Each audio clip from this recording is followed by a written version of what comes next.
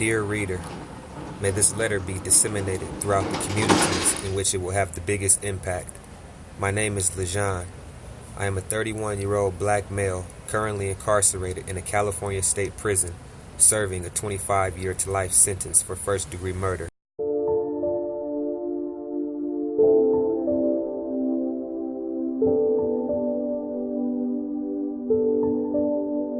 At the age of 16, I was involved in a shooting that resulted in death. This is my journey. These are my deepest sentiments, my trials, errors, and accomplishments.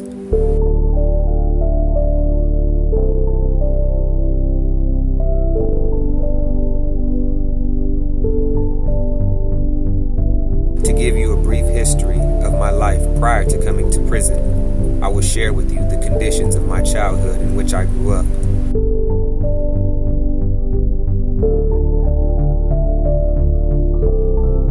Poverty and the iniquities of drug abuse by those in charge of raising me were key factors that led me to a life of drug dealing and gang banging. Though I lay no blame on anyone for the decisions I made in my pubescence, I understand that those hardships of my childhood were components that helped shape my core beliefs. When I was 12 years old, I joined a gang. By my 14th birthday, I was fully engrossed in criminal street activities for which I am not proud. I started smoking marijuana. I even experimented with PCP. A few months after my 14th birthday, I was arrested for possession of a firearm and crack cocaine for the purpose of sale. Those charges landed me in juvenile hall, where I was eventually sent to a boys' camp facility for 240 days. While serving this camp time, I learned nothing. My only focus was building my reputation as a gang member and making people respect my name. Upon my release, having learned nothing, I went right back to the streets, right back to the only life I knew, even more so than before. The more the street life pulled me in, the more I lost my way. The more I lost my way, the more vulnerable I became to the tragedies of the life I was living. Gang violence began to take its toll. Fist fights at parties turned into shooting sprees for the disillusioned sake of revenge. Close friends that I grew up with lost their lives. Filled with the false sense of gang pride and commitment, I made the fateful decision to partake in the shooting that led to my incarceration. This occurred just 18 days after my 16th birthday. 4 months later, I would be arrested and charged with first-degree murder and tried as an adult under Proposition 21, a law passed that binds anyone ages 14 and up to adult court on direct file at the district attorney's discretion for certain crimes. Freedom was lost. The ramifications of my guilt hadn't even set in yet. Juvenile hall was a totally different place that time around. I remember going to my court dates confused, not really understanding how my life hung in the balance, nor did I fully comprehend the court proceedings themselves. There I was, a child whose frontal lobe had not fully developed, being held by the same legal standards of adult men.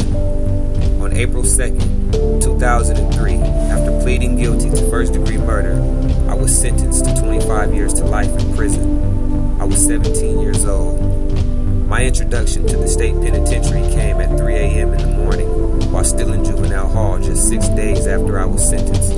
On April 8th, I awoke to 2 CDC transportation officers at my door telling me to get up and get ready. I was being transferred to a maximum security facility in Tehachapi, California called CCI, some 500 miles away. CCI Tehachapi was a level 4, 180 designed facility for adult males. Back then, it was also home for all the youth offenders, such as myself, who had not yet turned 18. The long trip there was filled with anxiety for the unknown. As I reflect back on that journey, I get shivers from the memories. The cold shackles and chains against my bare skin clung to my bony frame in the most uncomfortable way. By the time we arrived, I was physically and mentally exhausted.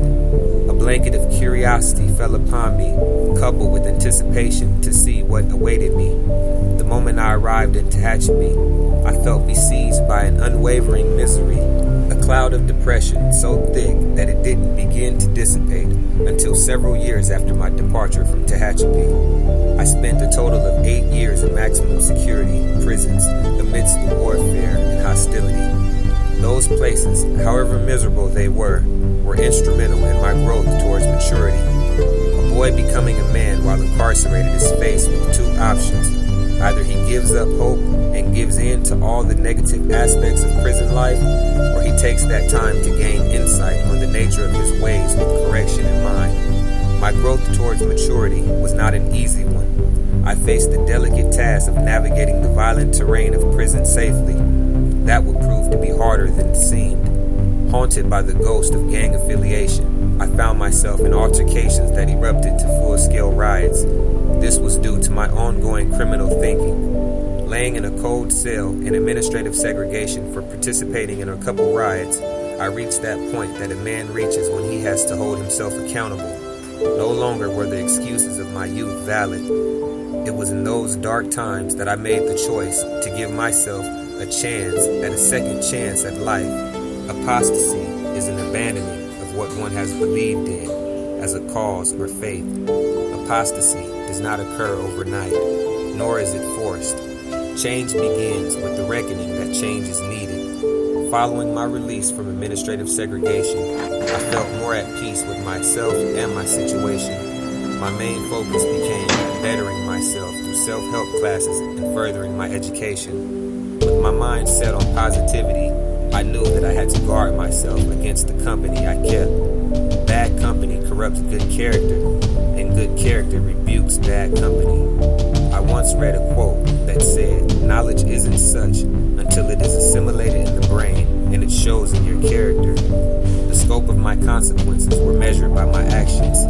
Do not be confined by the words that other people use to define your existence. Freedom is a state of mind.